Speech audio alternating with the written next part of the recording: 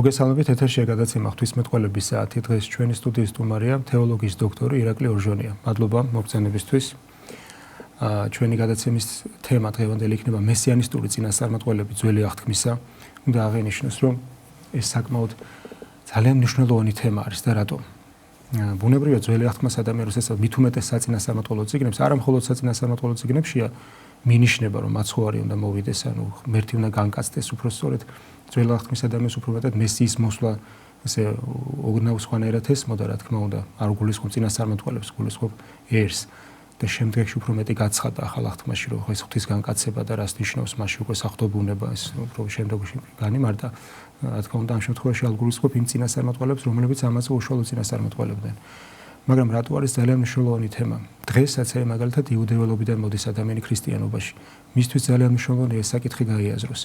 უპირველეს ყოვლისა ალბათ ჩვენ სარამაი უშუალოდ წინასწარმეტყველებებზე გადავალთ. რამდენიმე წინასწარმეტყველებას ეს იმდენად ვრცელი თემა ერთ გადაცემაში ვერ დაეტევა, ალბათ თქვენ ახსენებთ რამდენიმე წინასწარმეტყველს და კონკრეტულ მუხლებს, რომელიც უშუალოდ ღვთის განკაცებას, მესიის მოსვლას ეხება. მაგრამ ამავე დროს უნდა დავასახელოთ მიზეზი რა იყო ამისა, რომ ღმერთი განკაცებული იყო, რატო იყო აუცილებელი მესიის მოსვლა და როცა ამას აცნობიერებს ადამიანი დაცემის, ცოდვით დაცემის შედეგებს, მე მიზანს, რომ ღმერთი უნდა განკაცდეს, რომ ჩვენი ბუნება გამოხსნილი იქნეს და მე ახალ აღთქმასთან ერთად ამას ერთ კონტექსტში იაზრებს, მისთვის უკვე ყველაფერი ნათელი ხდება, რომ რატო უნდა გახდეს ქრისტიანი. ამ შემთხვევაში გულისხმობ მე თანამედროვე ეპოქაში მცხოვრებ იუდეველებსაც კი. აი ამასთანავე უყურებდი მაგალითად YouTube გადაცემა იყო ორი ებრაელი, რომელიც შემდგომში გახდა ქრისტიანი, უკვე ზრდასრულ ასაკში. და გახდა იმის შედეგად, რომ შეიმეცნეს პირველ რიგში მესიანისტური წინასწარმეტყველებანი. შეიმეცნეს ისე, როგორც ამას განმარტავს უკვე ქრისტიანული ეკლესია. და იმდენად მარტივ თემებზე, რაც ახლა მაგალითად სემინარის სტუდენტისთვისაც მეორე მესამე კურსზე სრულიად ცნობილი, ამას მათთვის იყო ახალი აღმოჩენა. გააკვირვებულები იყვნენ, აი თუმე მიქია წინასწარმეტყველი რო ბეთლემს ახსენებს, ან ესაია წინასწარმეტყველის თავი, რომ ეს პირდაპირ წინასწარმეტყველება და ერთ-ერთი ამბობდა, რომ მე ჩემ მეგობარს გაუგზავნე იუდეველს და უთხარი ეს რომელი წიგნიდან მუხლები, უნდა არ მიუთითე რომელი და მითხრა, რომ ალბათ ახალი აღთქმის ესე ქრისტიანული წიგნი არის და მე რო უთხარი, რომ ქრისტეს ეხებაო სავარაუდოდ და ნახევრად მართალს ამბობ, მაგრამ ესაია წინასწარმეტყველის 53 თავი არისო და გაოცებულები იყვნენ თვითონაც.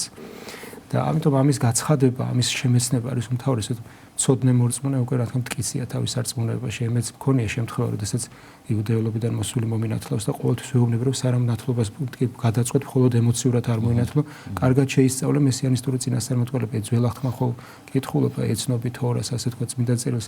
შეიმეცნე რაზეა იქ ყველა ძირითადი წინასწარმეტყველებები, რომ ეს მართლა მესია და ეს მესია რომ ღმერთი არის, ანუ განკაცებული მესია. ეს ძალიან მნიშვნელოვანი საკითხია, ამიტომ ამ კუთხით და ამის შეუმეცნებლობა რაღაც უფრო ემოციურ მორწმუნეს ტოვებს ადამიანს ქრისტე ვინ არის ვერ იაზრებს, აი რატო იყო აუცილებელი ისთვის განკაცდა ღმერთი ამაზე პასუხს გცემს. აი დავიწყოთ ამის შესახებ საუბარი, ჯერ რატო იყო საჭირო მესიის მოსვლა, აი ეს ცოდვით დაცემა ალბათ მოკლედ, იმიტომ რომ მე ვეღარ მოვასწრებთ უკვე წინასწარმეტყველებზე გადასვლას და შემდეგ რამდენიმე რასაც მოვასწრებთ უკვე ესეთი ცხადი წინასწარმეტყველება უშუალოდ იესო ქრისტეს შესახებ. ბატონო, დიდი პატივისცემით მოგესალმებით მამა გიორგი თქვენ ტელემაყურებელს. და ჩვენი დღევანდელი საუბარი, როგორც თქვენ ბრძანით, ალბათ ორ ნაწილად უნდა დავყოთ. ზოგადად თქვია მესიანური წინასწარმეტყველებები, მაგრამ პირველი მიზეზი რამ განაპირობა და მეორე შედეგი, რატომ რა სახით გამოითქმოდა ეს კონკრეტული წინასწარმეტყველებები. და თქვენ რომ მსჯელობდით, უცებ გამახსენდა ამას ვიტყვი წინსწრებად, ცოტა მოგვიანებითაც შეიძლებოდა წმინდა იუსტინე ფილოსოფოსის ერთ-ერთი ძალიან საინტერესო განმარტება და აზრი საკუთარ თავთან დაკავშირებული, ის ასეთ რამეს ბრძანებს, რომ არ ეგონოსო ვინმეს მე ქრისტიანი იმიტომ გავხდი რომ მიქადაგეს და ეს ქადაგება უბრალოდ ესე ლიტონად მივიღე. როდესაც ძველი აღთქმის წიგნები წავიკითხეო და ვნახეო რომ ცალ-ცალკე სხვადასხვა ეპოქაში, სხვადასხვა დროზე ერთმანეთსგან დამოუკიდებლად ასპარეზზე გამოსული ადამიანები საუბრობდნენ ვიღაცა კონკრეტული პიროვნების შესახებ. მაგრამ ყველა ეს ისტორია სხვადასხვა საუკუნეში გახმოვანებული ერთ ადამიანში იყრის თავს, ამ შემთხვევაში გამკაცებულ ღმერთში, ადამიანად მოსულ მაცხოვარში, აი ამან უკვე განაცხადა ჩემში სარწმუნება, რასაც ქრისტიანობა ქვია და ამიტომაც გადავიდა. ისე საოცარია ხე იუსტინე ფილოსოფოსი რო ახსენეთ. იუდეელობასთან დაკავშირებით კი არა, მხოლოდ აი წარმართებს როგორ უხსნის აი მაგალითად როგორ უხსნის წარმართობაშიდან როგორ შეიძლება მიიღო უკვე ქრისტეში. საოცარი. ანუ ცოდნა რამდენად დიდი დიაპაზონი ქონდა ამას როგორ შედარებებს აკეთებ. და აი თემა მართლაც დიდია, ესეც აღინიშნა თქვენგან და ამიტომაც ჩვენ რა თქმა უნდა მაქსიმალურად ვამოკლებთ და შევეცდებით რომ ესეთი შემჭიდროებული ფორმით წარმოვაჩინოთ. და დავიწყოთ პირველი საკითხით. კერძოდ მიზეზი თუ რატომ დადგა აუცილებლობა დღის წესრიგში რომ კაცობრიობას ეს მოძღვრება, ეს სწავლება ძველი აღთქმის ეპოქაში როგორც წინასწარმეტყველება ესე გაცხადებოდა. ზოგადი საეკლესიო სწავლება, რაც ყველა ჩვენგანისთვის ნაცნობია, ღმერთმა ყოვლადი სიკეთით შექმნა ადამიანს.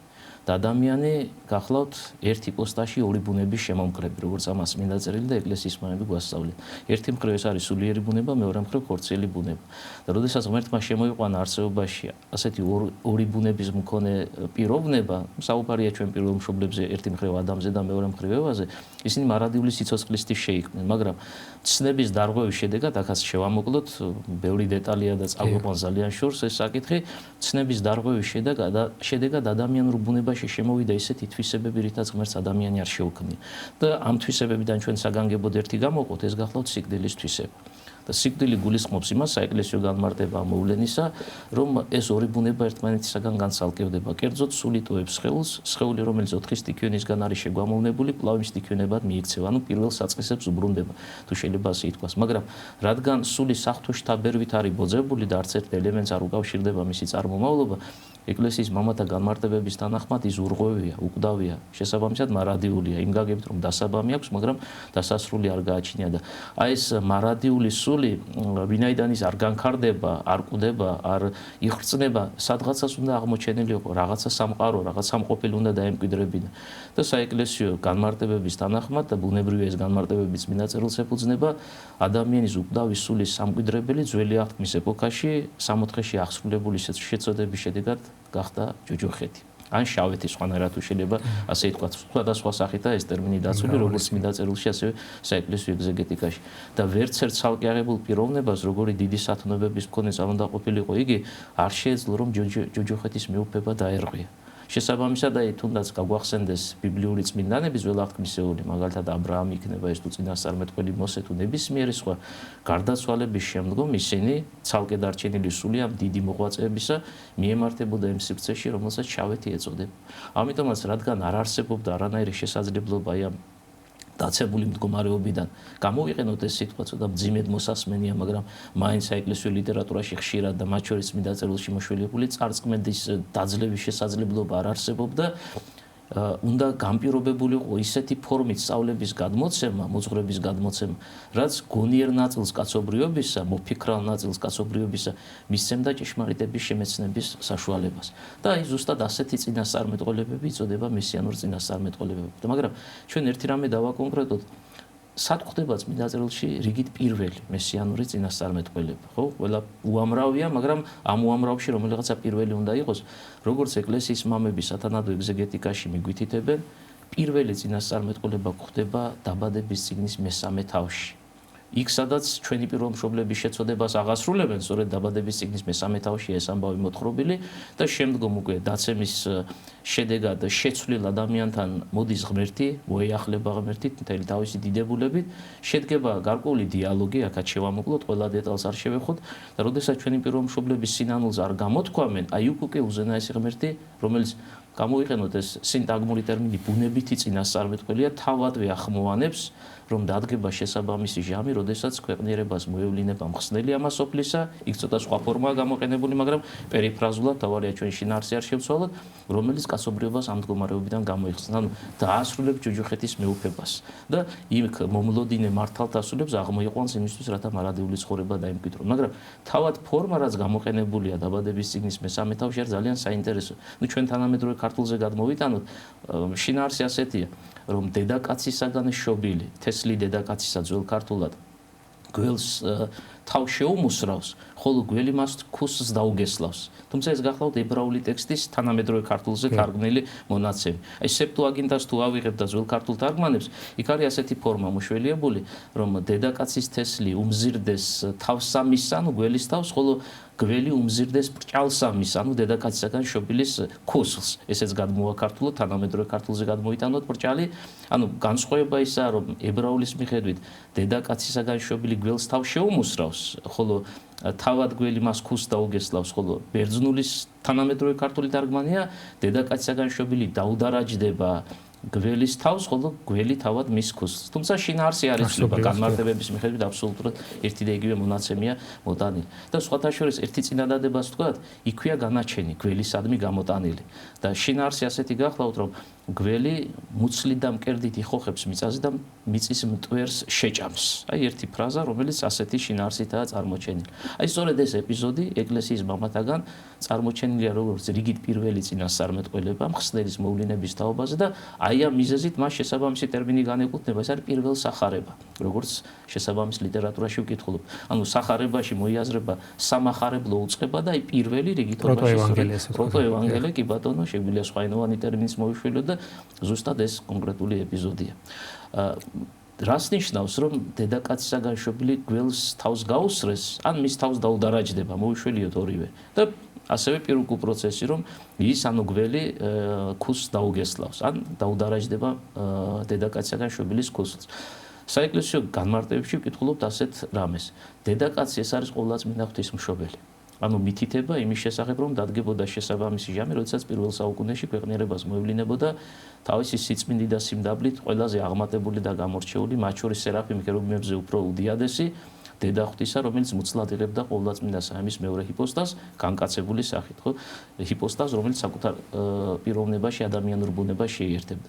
თესლი დედაკაცისა, სხვადასხვა ძალიან საინტერესო ეგზეგეტიკა, თესლი დედაკაცისა ნიშნავს იმას, რომ მამაკაცოდ მოხდებოდა მიდგომილობა. ანუ ესეც კი განისაზღვრება, რადგან ზოგადად ადამიანის მოვლენა ქვეყნიერებაზე ხდება დედაკაცის და მამაკაცის შეუღლების შედეგად. აი ეს რომ არ მოხდებოდა და მხოლოდ დედაკაცისგან მოევლინებოდა ქვეყანას მხსნელი მესია, აი ეს იდუმალებაა გაცხადებული, როგორც ეკლესიის მამები გვასწავლიან. და სწორედ თესლი დედაკაცის, ანუ ჩვენ უკვე განმარტებითად ვთქვათ, მაცხოვარი იესო ქრისტე, სხვაგვარად განკაცებული ღმერთი გველს თავს შეუმუსრავს. ვინ არის ეს გველი? დავუშვათ ასეთ შეკითხვა. ის მნიშვნელოვანი საკითხი ალბათ მე გადავალთ ჩვენ წინასწარმეტყველებაზე. ახლა ქალწული მიუდგეს, რომ ნახსენები ქართულში ქალწული არის და აი ზოგიერთი თანამედროვე იუდეველი ესე ვთქვათ, გარაბინები განმარტებლები მიუთითებენ, რომ იქ ქალწული არ იგულისხმებაო და აი ესეც განმარტოთ ახლა უბრალოდ თქვენ რომ ახსენეთ, რომ დედაკაცისგან და მოხდეს განკაცება მამაკაცის გარეშე, ის მუხლის მნიშვნელოვანია და ალბათ ეს წინასწარმეტყველების მე-7 თავის მე-14 მოხლი, კი ბატონო, ისიც რაღაცა აი ტერმინი თვითონ ტერმინის მნიშვნელოვანია. იმიტომ ისინი ესეთ მე მომისმენია, რომ ასე ამას ავრცელებენ, რომ ეს არ არის კი ბატონო.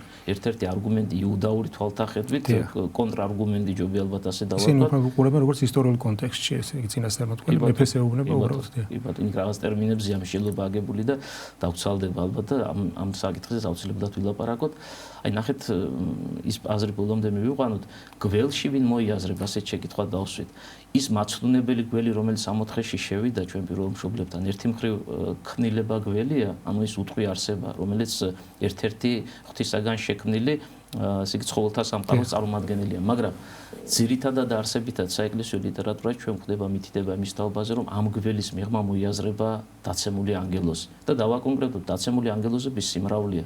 საკუთრივ ვინ? ერთი ჰიპოსტაზია ლაპარაკი, როცა გველის თაობაზე გადმოგწევს წმინდა წერილსწავლებას. ეს არის პირველ მიამბოხე უსხეულო ძალა. მამები ასე განმარტავენ. ანუ ის ვინც ყველაზე დიდი კადნიერები დაუპირისპირდა ზეცაში შემოქმედს და დანარჩენები მისდაკვალა დამარჩევანს იზიარებენ და მივიღეთ დიდი სიმრავლე გაუკეთურებული უსხეულო ძალების. აი პირველ მიამბოხე უსხეულო ძალა, სატანა წოდებული, რომელიც თავისი ამ ტერმინოლოგიური შეფასებითაც გამოირჩევა.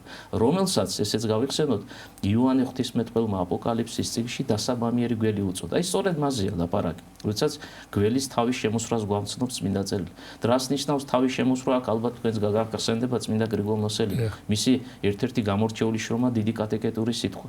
და ის ასეთ რამეს ბრძანებს, გველის სასიცოცხლო ძალები თავშია განთავსებული. ამიტომაც, როდესაც გველის თავი იმუსრება, ეს ნიშნავს იმას, რომ გველი სასიკვდილოდ არის განწირული და აი ეს მაგალითი გრიგოლ ნოსელისგან ამ ფორმით განმარტებული ჩვენ შეგვიძლია და აუცილებლად უნდა დავუკავშიროთ წმინდა წერილის იმ კონკრეტულ მუხს, რაზე ჩვენ საუბრობდით. დედაკაცისაგან შობილის მიერ გველის თავის გასრესვა ნიშნავს იმას, რომ დადგება შესაბამისი ჟამი, როდესაც ის გველი, რომელსაც ძველი აღთმის ეპოქაში განგებულებით და ძალმოსილება გააჩნია, იმძლავროს პიროვნებაზე დაიქვემდებაროს, ცოდვისკენ მიმართოს და ასე შემდეგ, მას თავი შეემუსრება და თავი შემოსვა ნიშნავს იმას, რომ ის განეგმირება. ძველ აღთმისეულ ამ მეუფებას დაკარგავს და მხოლოდ არასწორი არჩევანის შედეგად ექნება შესაძლებლობა, რომ ადამიანზე ძალმომრეობითად იმოქმედოს და აი ეს იდუმალება, რომ ღმერთი განკაცებული სახით მოვაწვდით სოფელში, გასაგებია ეს ასე პირდაპირ არ წერია, მაგრამ ეკლესიის მამათა განმარტების საფუძველზე პირველ სახარება, ანუ ის კონკრეტული ეპიზოდი დაბადების წიგნის მესამე თავი გვაწვდის. სხვათა შორის, ახან ამ მოვლენას შევეხეთ, ერთსაც ვიტყვი, იმიტომ რომ ძალიან საინტერესოა თავის დროს, როცა წავიკითხე, როგორ გითხრათ, იმდენად გამიკვირდა, რომ ჩემთვის შეიძლება ითქვას აღმოჩენა იყო გველისადმი გამოტანილი განაჩენი, ანუ დაცემული ანგელოზისადმი განკუთვნილი საუფლო სიტყვები, რომ კერძსა და მუცელზე იხოხებ და მიწის მტვერ შეჭამ. აი ეს რას ნიშნავს? თითქოს ყოფითად ნიშნავს იმას, რომ ჩვეულებრივად მიწაზე იხოხებს და ამაზე ამითითება, მაგრამ თურმე აქაც სიმბოლიკაა გამოყენებული, როგორც მომები გამგვიმართავენ. და მკერდი და მუცელი ეს ორი ტერმინი საგანგებო და ამ შემთხვევაში წმინდა წერილში დაცული. მკერდი არის სიმბოლო სულიერი ვნებების, ანუ ისეთი ვნებების, რომელსაც სხეული არ ჭირდება მოქმედებაში მოსაყვანად, მაგალითად ამ პარტაუნება. ერთი გამოვყოთ და ამით უკვე ნათელია. იმის იქით სხვა შეიძლება რომ მოიშვილოთ, მაგრამ ეს ერთი საკმარისია და მუცელი არის სიმბოლო ხორციელი ვნებების. და ნათქვამია ის, რომ გველს, ანუ დაცემულ ანგელოზს აქვს შესაძლებლობა აი ამ ორი ვნებით შევიდეს ურთიერთობაში კაცობრიობასთან. რადგან მიწაზე ხოხვა რას ნიშნავს? ისევ ის განმარტება უნდა მოიშველიო, რასაც ამ კონკრეტულ შემთხვევაში ვეფუძნები, ადამიანი მიწისგან არის შექმნილი.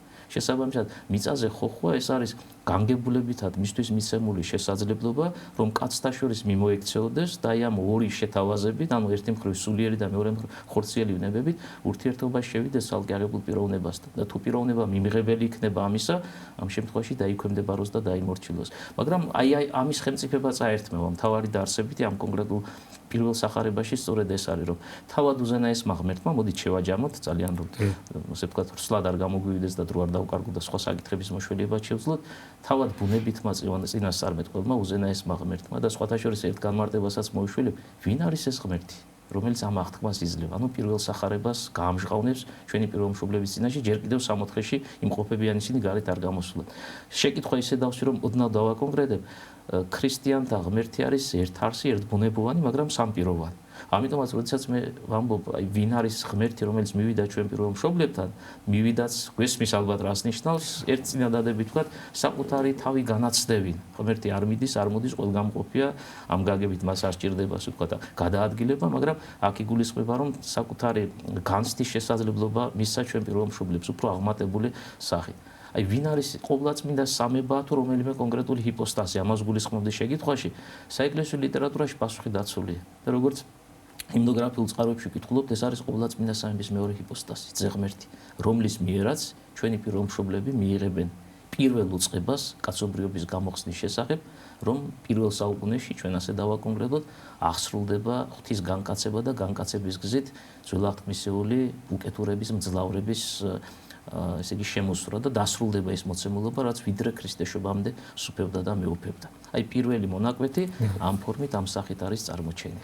ისე საინტერესოა, რამდენად იაზრებენ დღეს მაგალითად, აი როგორც მიუღებლობა იყო ამის თავის მიზეზები აქვს, ქრისტესი როგორც მესიასი ისრაელში დიდ ნაწილში, რა თქმა უნდა, არა ყველაში, იმიტომ რომ ძირითადი პირველი ქრისტიანები იუდეველობიდან ებრაელები იყვნენ, რა თქმა უნდა, მათ შორის პავლე მოციქული გამორჩეული, რომელიც ზედმიწევნით ხსნის ძველი და ახალი აღთქმის ურთიერთმიმართებას, მაგალითად ებრაელთა მიმართების სტოლეში და სხვაგანაც, მაგრამ განსაკუთრებით იქ არ მგონია წაიკითხოს ახლა ეს იუდეელმა გულის წადი, თქვენ შეცნობის წადილით და ვერ გაიგოს რაზე წერს და არ დაიჯეროს ეს, რა თქმა უნდა. მაგრამ აი მაგალითად ის თქვენ რაც ახსენეთ, დაცემის შედეგები რაც იყო ადამიანში, ხო ეს სიკვდილი და აუცილებელი რო იყო, რომ ჩვენი ბუნება გამოხსნილიყო ჯვარზე, ანუ სვერპლი იყო აუცილებელი. ამის გააზრებაც ეთქობა მაშინ უფრო ნაკლებად ხდებოდა, მაგრამ დღესაც ეს სული ტრიალებს, რომ ამის გააზრება ფაქტურად გაუაზრებელია, რომ ჩვენ გამოხსნა გვჭირდება. და ამიტომ არის საერთოდ მიუღებელი, რომ მესია რამდენიმე ინტერვიუშიც მაქვს მოსმენილი, რომ ამბობენ, რომ მესია თუ იყო ჯვარზე რატომ მოკვდა, როგორ მოკვდა და ასე შემდეგ. სრულიად გაუაზრებელი რატო იყო ეს საჭირო, რისთვის იყო ეს საჭირო. ამიტომ ეს ძალიან მნიშვნელოვანია, ჯერ ადამიანმა ეს გაიაზროს და შემდეგ შეიმეცნებს, რომ წინასწარმეტყველებები როგორ აღსრულდა ყველაფერი და მე როგორ რა თქმა უნდა ცოდნით გამტკიცებული იქნება. ალბათ გადავიდეთ ახლა რამდენიმე წინასწარმეტყველზე, ყველაზე უმთავრესი და ცხადი რო აღნიშნოთ, უშუალოდ მესიას რომ ეხება. აი ერთი რამე რაც მინდა ვთქვა, იმიტომ რომ ეს უკეთ შეგვამეცნებინებს საკითხს, ეკლესიის დიდი მოძღვარი წმინდა იოანე ოქრობირი ძალიან საგულისხმო განმარტებას გვაწვდის და ეს ბრძანებს ასეთ რამეს. ძველი აღთქმის წიგნებში გადმოცემული მესიანური წინასწარმეტყველებები ორად შეიძლება დაჯგუფდეს. ერთი ნაწილი ეს არის საქმეთა მიერი წინასწარმეტყველებები, აი ზუსტად თანამედროვე ქართულზე ასე უნდა ვთარგმნოთ ეს ტერმინოლოგიური შესატყვისი. ანუ მოქმედებებით. კი, მოქმედებაში, ისტორიაში განჭრეტილი წინასწარმეტყველება. და სხვათა შორის აქვე გვაქვს შესაძლებლობა ბერძნულსაც მოვშველებ, დია ერღოი, ასეთი ტერმინია დაცული დედანში პირველ წყაროში. ნუ საქმეთა მიერი, ქართულად ასე უნდა ითარგმნოს. და მეორე ნაწილი წინასწარმეტყველებების არის სიტყვათა მიერი. დიალოგოი ასეთი ფორმაა მისგან ესე იგი მოშველიებული. დრას ნიშნავს ეს უფრო გასაგები რომ იყოს ჩვენი მსმენელისთვის საქმეთა მიერი წინასწარმეტყველება მესიანური არის ისეთი მოქმედება, რაც კონკრეტულ პიროვნებას უკავშირდება, მას თავს გადაახდა, მაგრამ სიმბოლოების საშუალებით გვიცხადდება წინასწარმეტყველება მესიის შესახებ. და სიტყვათა მიერი წინასწარმეტყველება ისეთი წინასწარმეტყველება, როდესაც სიტყვა წარმოითქმის და ამ სიტყვაშია თავად დაცული ეს კონკრეტული წინასწარმეტყველება. მე მოვიშველიებ, აი მაგალითად თითო ნიმუში.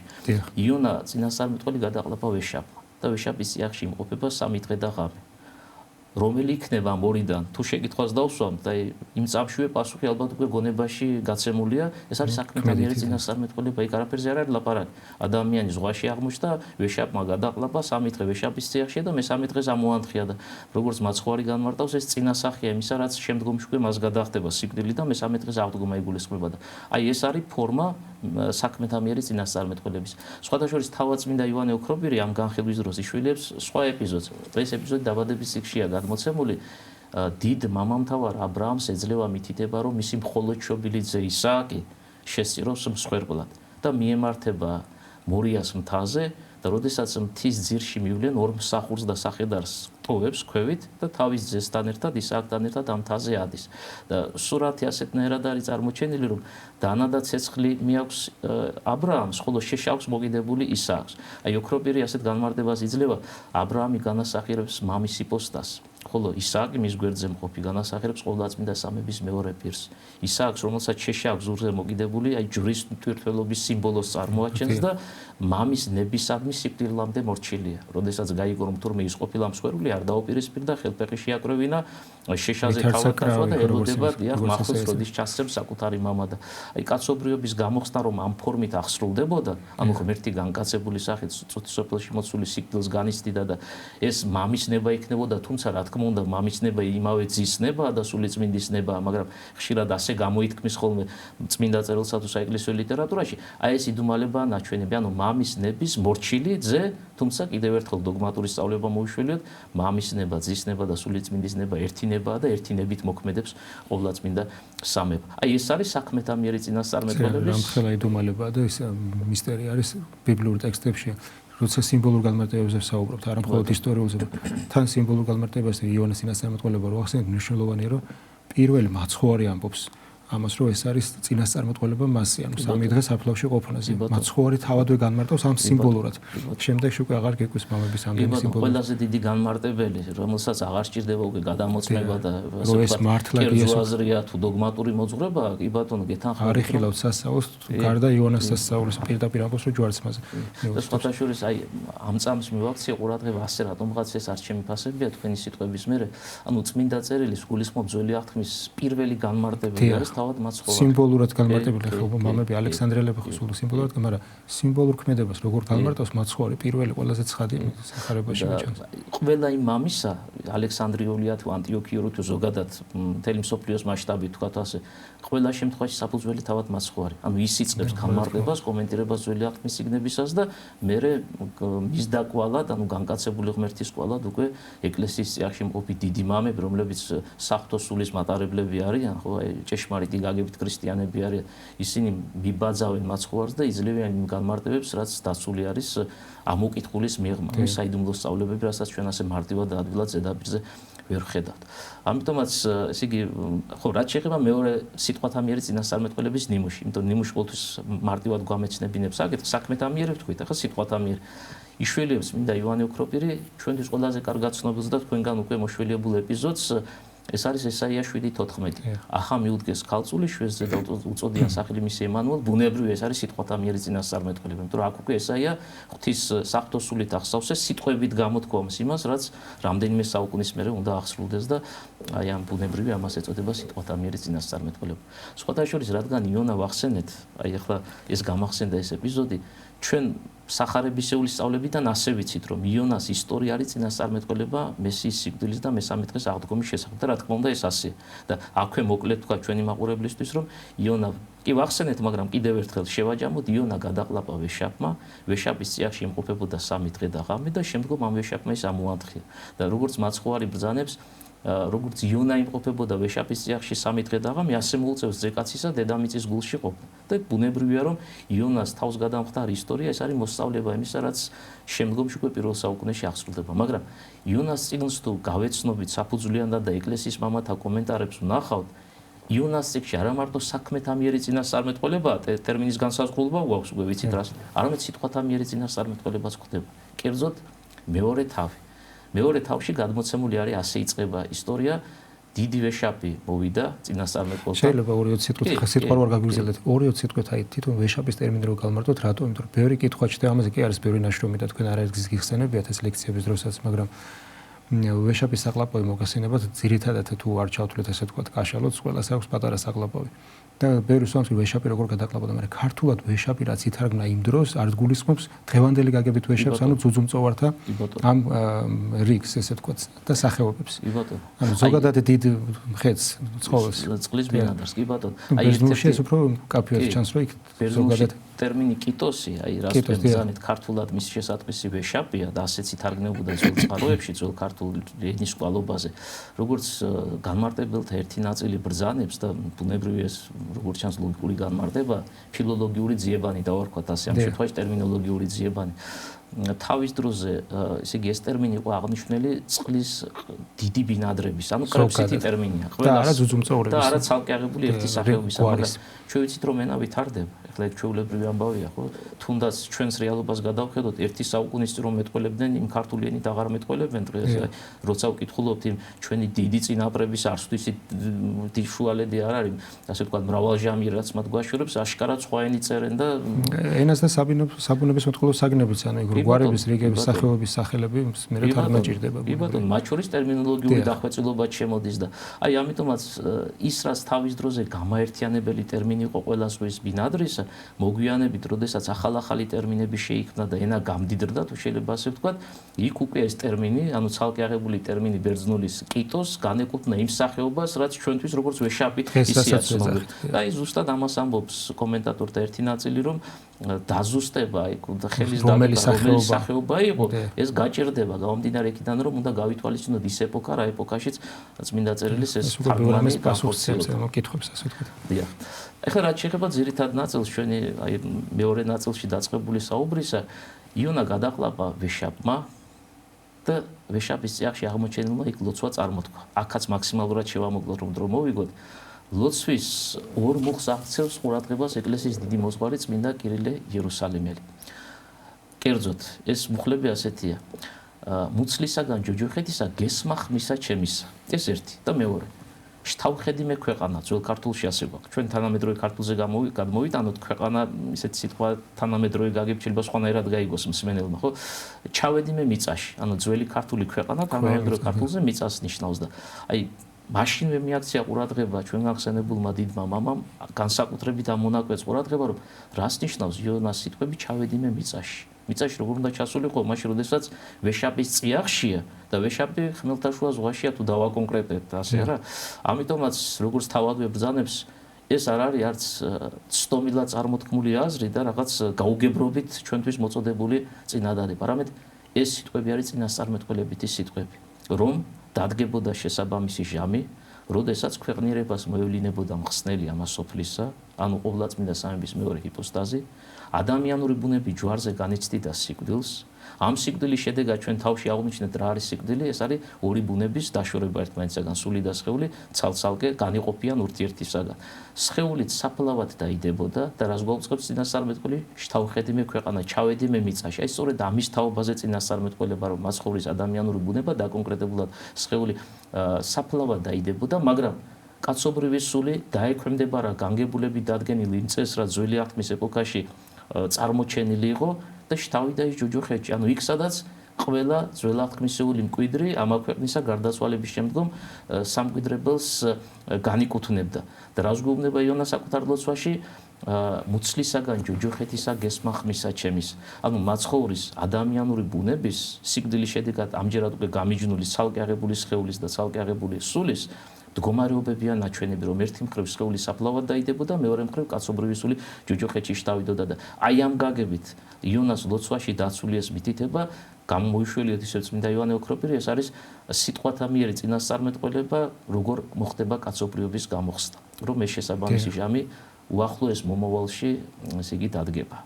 მე ვფიქრობ, აი თქვენი ესაა წინასწარმეტყველის სიტყვები ახსენეთ და უფრო მკაფიოდ რო განიმარტოს ეს სიტყვები, აი წეგან ვახსენე მე რას გულისხმობს ახალწული მიუდგეს, აი ტერმინოლოგიურადაც რო გავმარტოთ და რა კონტექსტში თქვა ეს სიტყვები წინასწარმეტყველმა. ეს არის კი ბატონო ერთ-ერთი ყველაზე, რა თქმა უნდა, ყველა წინასწარმეტყველება საინტერესოა და ღრმა შინაარს დაიდოს, მაგრამ ერთ-ერთი გამორჩეულია, შეიძლება ასეთ შეფასება გავაკეთოთ, რომელსაც საუკუნეების განმავლობაში მთელი დავა და დაპირისპირებები მოყოლია, იმიტომ რომ იუდაური თვალთახედვა ამ საკითხს სრულიად განსხვავებულია, თქვენგან ეს უკვე აღინიშნა. აი დასაწყის ნაწილში ჩვენი გადაცემისა და ვითარება ასეთი გახლავთ. ესე იგი, იუდეის სამეფოს წინააღმდეგ მოემართება ორი სამეფო. დასაპყრობად იერუსალიმისა და იერუსალიმში მთელი სახელმწიფო მოიაზრება. იუდეის სამეფო, კიდევ ერთხელ დავაკონკრეტოთ ასე. ეს სამეფოები, ანუ დასაპყრობად წამოსული სამეფოები არიან სირიისა და ისრაელის სამეფოები. მეფე ფეკახი და რეცინი ასე არიან დასახელებული ეს პიროვნებები. უნდა ფიზიკურად მოკლან მეფე, აქაზია საუბარი, იუდეის მეფე, ამ ხელისუფლება სხვა პიროვნება მოიყვანო, რომელიც მათინების მორჩილი იქნება და ფაქტობრივად ეს ნიშნავს იმას, რომ გადატრიალება უნდა მოხდეს იუდეის სახელმწიფოში. აი სწორედ ამ დროს, როდესაც ეს საფრთხე უკვე უახლოვდება, ეს ჯარები იერუსალიმისკენ მოდიან, აი ნაბიჯ უახლოვდებიან და სადაც ალყაში მოაქცევენ იუდეის სამეფოს დედაქალაქს. მეფე ებრაელებისაც ცდილობს საკუთარი თვალით ნახოს წყალგაყვანილობა არის თუ არა წესრიგში. ისე არ მოხდეს, რომ წყლის გარეშე იერუსალიმი არ დარჩეს და აი ზუსტად ამ დროს ყველაზე უფრო რთულ ჟამს წინასწარმეტყველ ესაიას ეძლევა მითითება, რომ მივიდეს თავის მეფესთან, ესაია იუდეის სამეფოშვილია და ამ გაგებით ბუნებრივია, რომ მეფე მისი მეფეც არის და კონკრეტული მითითება აუწყოს. ესაიასა და მეფის შეხვედრა მოხდება, ცოტა შევამოკლოთ სათქმელი და წინასწარმეტყველი ასეთ სიტყვებით მიმართავს. მეფეო, ერთადერთი რაც შენ უნდა გააკეთო, ეს არის ის, რომ ღვთისმეტზე უნდა იყო. იმიტომ რომ ღმერთს ნებისმიერი განსასწრელი დაძლევა ხელეწიფება. აი თუნდაც თუ გადავხედავთ რჩეულიერის წარსულ ისტორიას, ეს მაგალითი თვალსაჩინოა, აღარ შევეხოთ დეტალებს, ერთადერთი რამე ვთქვათ, ეგვიპტიდან გამოსვლა რჩეულიერისა, ხო? უამრავი სასწაული აღსრულდება, მეწამული ზღვის ორად გაყოფი თუ შემდგომ იორდანის ორად გაპობი და ასე შემდეგ. ამიტომაც თუ ჩვენ ღვთის იმედად ვიქნებით, საფრთხე დიდია, განსასწრელი დიდია, მაგრამ ადვილად და მარტივად დაიძლება. აქაც შევამოკლოთ მაქსიმალურად მეფე, ახლა ამ შემთხვევაში ვიზეც არის საუბარი, ესაიას სიტყვებში ვერანაირ ფასს ვერ ხედავს, მას რაღაც თავის შეხედულება აქვს, ამქვეყნიური, წარმართული, კერპსახური კაცია და ასე შემდეგ. ამიტომაც ცდილობს, რომ ესაია ჩამოიცილოს. არანაირად ესაიას სიტყვები მას არ აინტერესებს და ერთი ღმერთის იმედად, იაჰვეს იმედად გამოვიყენოთ ეს ბიბლიური ტერმინი, ყოფნა მას ამის სურვილი არ გააჩნია და როდესაც ის თავისი პასუხით უარს ეტყვის ესაიას, აი მაშინ უკვე წინასწარმეტყველი ესაია აცხადებს აი იმ სიტყვებს, რაც შემდგომ უკვე მათ ესახარებაში არის დამოწმებული. და სიტყვები ჟღერს ასე, რომ მიუხედავად იმისა, მეფე უგულისხმოდ ეპყრობა ღვთის მითითებას, ღმერთი თავად წარმოაჩენს ნიშანს და ნიშანი იქნება ის, რომ აი უკვე ძველი ქართული ციტატა შეგვიძლია მოუშვილოთ, ახა მიუდგეს ქალწული, შვედზე და უწოდიან სახელი მისი ემანუელი. ანუ ყველაზე პრობლემულ ნაწილზე გავამახვილოთ ყურადღება, ბერძნულ ტექსტში, იქ სადაც ჩვენ ქართულში გვაქვს ქალწული, ახა მიუდგეს ქალწული.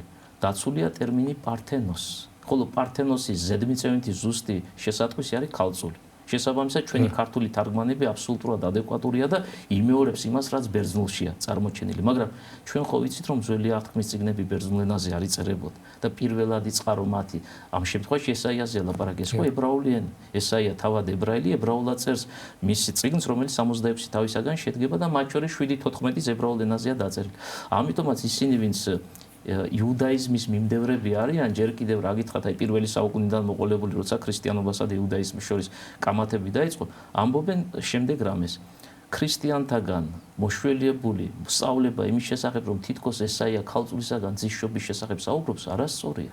რადგან ჩვენ თუ ებრაულ ტექსტს ავიღებთ, ანუ პირველ წყაროს ავიღებთ, რა ენაზეც ესაია წერდა, იქ არ გახლავთ დაცული ტერმინი ქალწული.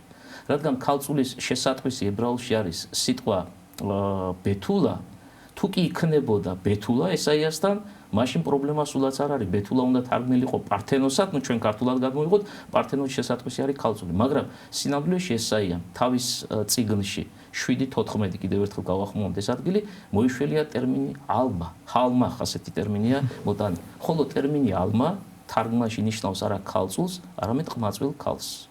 აი ასე ითარგმნება ენობრივი ფილოლოგიური ტერმინოლოგიური თვალთახედვით. შესაბამისად დაფუძნება ტერმინ ქალწულზე, რომ თითქოს ქალწულისაგან ძისშობაზეა ლაპარაკი ესაიასთან, ეს არასწორია, ეს მცდარია. და ამ სიმცდარემ შემდგომ უკვე ფესვი გაიდგა ქრისტიანული ეკლესიის წიაღში და მთელი რიგი კომენტატორები სწორედ ამ არაჯეროვან არასწორ თარგმანს ეფუძნებიან რა დოგმატურადაც მცდარი მიმართულებით ავითარებენ აზრს. და სხვათა შორის ერთ-ერთი პირველი პოლემიკა შედგა წმინდა იუსტინე ფილოსოფოსსა და ტრიფონ იუდეველს შორის, მისი ნაშრომი ხო თანამედროვე ქართულზეც არის თარგმნილი, როდესაც წმინდა იუსტინე ფილოსოფოსმა დაიწყო ძველი აღთქმიდან მოშვილიება კონკრეტული ციტატებისა, რადგან ის იუდაიზმის მიმდევარს ელაპარაკება და სახარება ავტორიტეტი ვერ იქნებოდა ამ სარწმუნოების ქვეშ ყოფისთვის და ესეც კამათის ხელოვნება, ერთი პატარა ჩანართი გრიგოლ ნოსელი მახსენდება, ისევ დიდი კატეკეტური სიტყვა, როდესაც საუბრობ ადამიანებთან და ეს საუბარი კარგი გაგებით კამათია, იმისთვის რომ ჭეშმარიტება დადგინდეს, ყოველთვის უნდა გაითვალისწინო მეორე მხარე.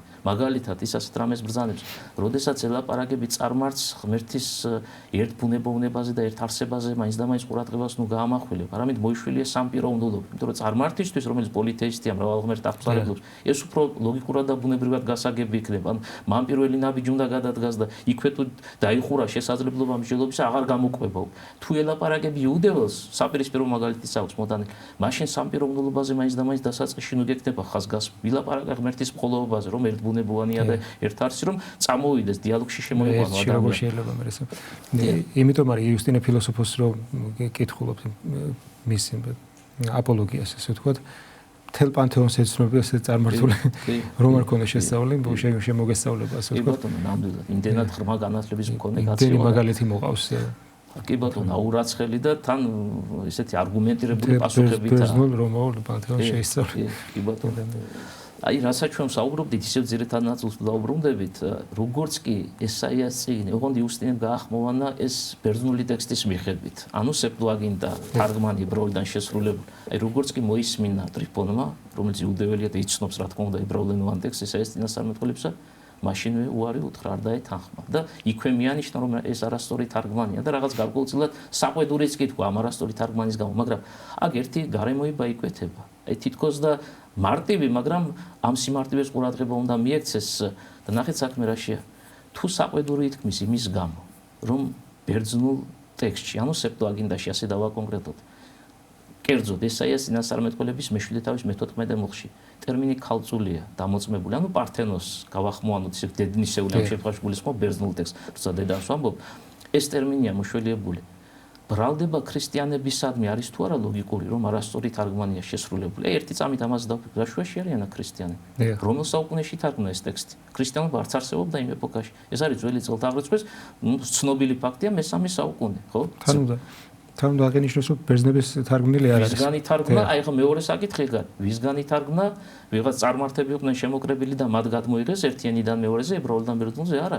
ისევ სწავლულ ებრაელთაგან, რომლებიც ერთი მხრივ ბუნებრივია საკუთარ მშობლიურ ენას სიყრმისეულად ფლობდნენ და მეორე მხრივ ასევე კარგად იცოდნენ ბერძნული. შესაბამისად, ბრალდება ქრისტიანების იმაში, რომ თარგმანი არასწორად არის შესრულებული, არანაირ საფუძველს და ლოგიკას არ პოვებს. მაგრამ თუ ყმაწვილი ქალი წერია ესაიასთან, რატომ ითარგმნა პართენოსად, ანუ ქალწულად? აი აქ უკვე ჩემი აზრით ყველაზე კარგი პასუხი დაცული არის ასევე ერთ-ერთი გამორჩეული საეკლესიო ავტორის ნეტარი ავგუსტინეს განხილვაში. ნეტარი ავგუსტინე ასეთ რამეს გვეუბნება. ძველი წელთაღრიცხვის მესამე საუკუნეში ასპარზე გამოსული ეს მთარგმნელები 72 კაცი. შემდგომ უკვე სეპტუაგინტა ცნობილი მათგან შესრულებული თარგმანი. ისინი არ არიან ფილოლოგი მთარგმნელები. აი ვიღაცა ვთქვათ, ენა იცის ორი ენა და ერთი ენიდან მეორე ენაზე გადმოიტანს, მაგრამ რას აკეთებს ასეთ დროს ფილოლოგი მთარგმნელი? ყველანაირად ცდილობს, რომ რაც დაცულია დედანში, ის გადმოიტანოს შემდგომ უკვე სხვა ენაზე შესრულებულ თარგმანში. აი ამ გაგებით ისინი ფილოლოგი მთარგმნელები არ არიან. არამედ ყველა საინტერესო ეპიზოდთან მივედით ახლა ავგუსტინისეული განმარტებისა. ისეთივე საღვთო სულის ძალმოსილების ქვეშ იმყოფებიან როგორც ძველი აღთქმის წინასწარმეტყველები და ფაქტობრივად 72 კაცი ესენი არიან ძველი აღთქმის წინასწარმეტყველები. ამიტომაც, როდესაც ისინი თარგმანს ასრულებენ და ებრაულიდან ბერძნულად გადმოაქვთ ტექსტები, გარკვეულ ადგილებს როგორც წინასწარმეტყველები, აი ბერძნულ ტექსტში უკვე ახალი ფორმით, ახალი სახით, ახალი ტერმინებით ცხოველყოფენ, უფრო მეტად აზუსტებენ, უფრო მეტად ასე ვთქვათ, შინაარსობრივად გამართავენ და ისე აწვდიან კაცობრიობას, რადგან ებრაულენოვან უпроსტად ებრაულენოვანი ტექსტები, ანუ დედა, ეს არ იყო კაცობრიობისთვის დაწერილი ტექსტები. იმას ერთი რამდენიმე მილიონი კაცი, ხო? შეიძლება ასე შევაფასოთ, ერთი კონკრეტული გეოგრაფიული ლოკაციის საზღვრებში კითხულობდა და სხვადასხვა საუკუნეში იყენებდა ამას, მაგრამ ეს არ განივრცობოდა სრულიად კაცობრიობაში. მაშინ, როდესაც როგორც კი მოხდა თარგმნა ბერძნულ ენაზე და კი გვახსოვს, რომ უკვე კოენი ენაა ბერძნული ენა, განიფინა მთლიანად კაცობრიობაში და ის რაც ადრე ლოკალური იყო საყოველთაო გავრცელებულობას პოებს. აი ამიტომაც სეპტუაგინტა, როგორც ეკლესიის მამები განმარტავენ, ეს არის ღვთისმსულიერი ტექსტი, ანუ სულიწმინდით გამართული და შესრულებული თარგმანი, რომელშიც აი ისევ ავგუსტინეს განმარტებას მოიშვილებ, რიგ შემთხვევებში თუ კი განსხვავებას ვნახავთ ებრაულსა და ბერძნულ შორის, აი ბერძნულში უფრო მეტადაა დაკონკრეტებული და ამ შემთხვევაში უკვე ტერმინად არის ქცეული ის საკითხის მოვლენა, რაც შესაძლოა რომ ებრაულში ასეთ დაზუსტებას არ პოებდეს.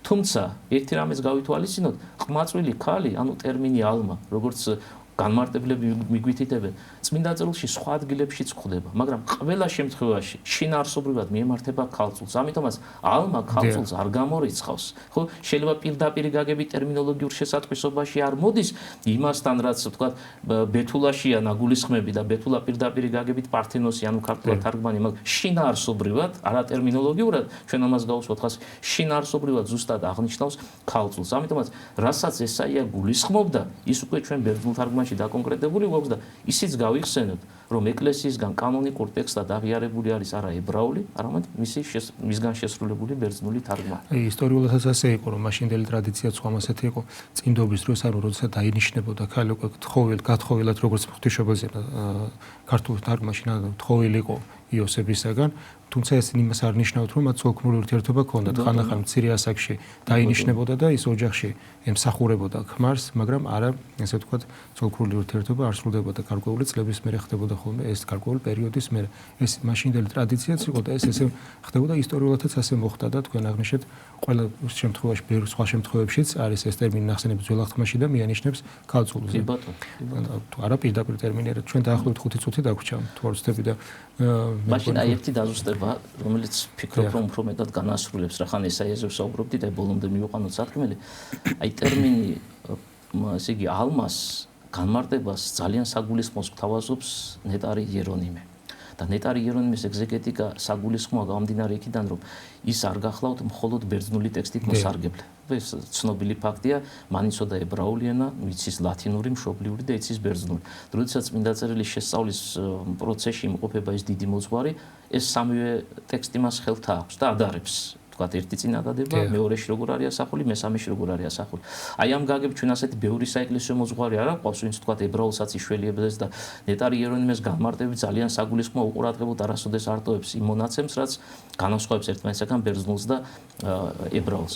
აი, როდესაც ესაიას წიგნის მე-7 თავის მე-14 მუხლის კომენტირებას ახდენს ნეტარი იერონიმე, ასეთ რამეს ბრძანებს. ტერმინი ალმა, რაც ერთი მხრივ ნიშნავს თურმე ყმაწვილ ქალს, მეორე მხრივ სხვა შინაარსითაცაა დატვირთული. ანუ მოდი ჯერ ზოგადად ვთქვი, პოლისემიური ტერმინი. პოლისემიური ტერმინი ნიშნავს იმას, რომ მხოლოდ ერთი შინაარსით გადმომცემი არ გახლავთ. ერთის მიღმა კიდე სხვა შინაარსის დაინახება, ხო? პოლი მრავალს ნიშნავს და სემი ნიშანი. ამ შემთხვევაში შინაარსია შეიძლება გადმოვიტანოთ. იერონიმესეული ეგზეგეტიკის მიხედვით ტერმინი ალმა, ანუ გარდაყმაწვილი ქალისა, სხვა განმარტების მიხედვით ნიშნავს დაფარულს. შესაბამისად წინასწარმეტყველი ესე რას გვეუბნება იერონიმესეული განმარტებით აღვადგინოთ ეხლა ეს წინადადება აჰა მიუღება დაფარული შობს ზეს და უწოდებენ სახელად ემანუელს რატომ უწოდა დაფარული რატო გამოიყენა წინასწარმეტყველმა ესაია ისევ ნეტარი იერონიმეს განმარტება რადგან ყოვლადწმინდა ღვთისმშობელი არის ადამიანი რომელშიც ისეთი რამე აღსრულდება რაც დაფარული იქნება დაცემული ანგელოზისთვის მისთვის ეს საიდუმლო არანაირი სიკეთის მომტანი არ არის, ამიტომაც განგებულებითად ღვთის განკაცების საიდუმლო გაუკეთურებული უსხელო ძალისთვის დაფარულია. ეს ერთი მხარე, მაგრამ დიაპაზონის გაზრდა შეიძლება. მეორე მხრივ დაფარული იმიტომ ეწოდა ყოვლადწმინდა ღვთისმშობელს, ჩვენ ხო ვიცით, დაფარულია თუ ქალწულია ყოვლადწმინდა ღვთისმშობელი მოიაზრება ხო, როგორც არ უნდა იყოს ამ ტერმინის შინაარსი გადმოტანილი. მეორე მხრივ მას დაფარული იმიტომ ეწოდა, რომ მიუხედავად იმისა, ჩვენ დოგმატური მოძღვრება ვიცით ადამიანებმა, ეკლესიის წიაღში მყოფებმა, რომ ყოვლადწმინდა ღვთისმშობელი მიუდგა, მოცლად იყო, მისი ქალწულება არ დარღვეულა, შვა და ქალწულება ჩენარჩუნდა. ამიტომაც ეწოდება მას მარადის ქალწული, ხო ეს საგანგებო ტერმინი ეკლესიის წიაღში შექმნილი, მაგრამ ამას ჩვენ ვერ ვიგებთ. ანუ ის ხალხი, ვინც დოგმატის ხელში გვიპყრია და ამ დოგმატურ სწავლებას ვიმეორებთ და მას მიუყვებით, რადგან ეს არის მოვლენა, რომელიც ბუნების კანონებს არ ექვემდებარება. ამიტომაც დაცემული ანგელოზი იქნება, თუ ცათაში ნამყოფი დაუცემელი ანგელოზები, თუ კაცობრიობა და კაცობრიობაში ყველაზე აღმატებული სიბრძნის მქონე ცალკე აღებული პიროვნება, ამ საიდუმლოს მწდომელობა არავის არ გააჩნია, იმდენად ღრმა, იმდენად დიდი იდუმალება აღსრულდა. ამიტომაც მას ვიშიც ეს მოხდებოდა, ეწოდა ტერმინი ალმა, იერონიმესეული განმარტების თანახმად დაფარული. და ერთიც და ამით ალბათ ჩვენი გადაცემა ახლა დასასრულს მივუახლოვ და გავიხსენოთ წმინდა ეგნატე ღმერთჩემოსილის ძალიან საინტერესო განმარტება. ძველი აღთქმის ეპოქაში დაცემულ ანგელოზს სამი რამ დაეფარა. და რა არის ეს დაფარულობა? ეს არის ქალწულება იმ არიამისი, მისი მშობიარობა და ჯვარცმა უფლის.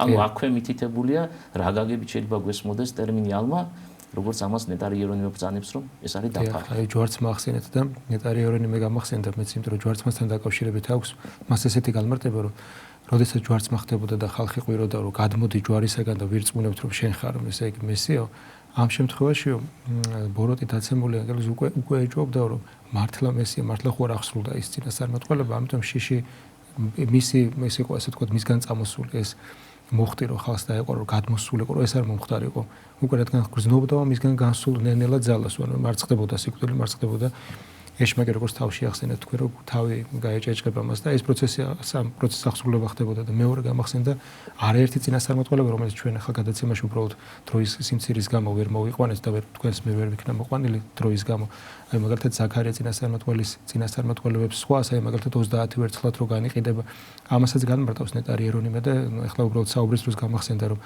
თქვენ ახსენეთ რომ მას იუდაურ ტექსტებთან ქონდა წვდომა და ამიტომ არის საინტერესო ერთგან წერს რომ ყველა ესე იგი რაც არსებობდა ტექსტები ხელნაწერები თქობა სხვადასხვა ვარიანტები ყველა ვნახეო და ზუსტი ანალოგი ვერ ნახა რაც სახარებაში მათეს სახარებაში არის მოთხრობილი და მე ამბობს რომ შესაძლებელი არის რომ მოციქულები ხშირად წერის დროს ზეპირ სიტყვიერად წინასწარმეტყველებს შინაარსი აბსოლუტურად ზედმიწევნით იყო გადმოცემული მაგრამ შეიძლება ზუსტად სიტყვით არ ემთხვეოდეს იმ ტექსტს რომელიც ნეტარი იერონიმეს მაშინ ხელთ ეპყრა და ამასაც ისიც ვარაუდობს რომ შინაარსი სწორად არის მაგრამ ზეპირად მოიყვანა ეს როგორც ქადაგება ასე ვთქვათ პერიფრაზულად ეს საინტერესო მინიშნება არაფერს აღარ ვიტყვით ალბათ სრულდება გადაცემა კიდევ რამდენიც უბრალოდ დავასახელ მაგალითად ფსალმუნებში რომელსაც ასევე იუდეველებს ღვთისმსახურების დროს სული კითხება 27 თუ 28 მხოლოდ ჯვარცმაზე არის პირდაპირ მინიშნება იმასვეს მე ძმარი და სხვადასხვა ჩვენ კვარცაზე და განიგდეს წილი მაგალითად სხვა წინასწარმეტყველება არაფერი აღარ თქვით და ვერ მოვასწრეთ ესაა წინასწარმეტყველის 53 თავზე რომელიც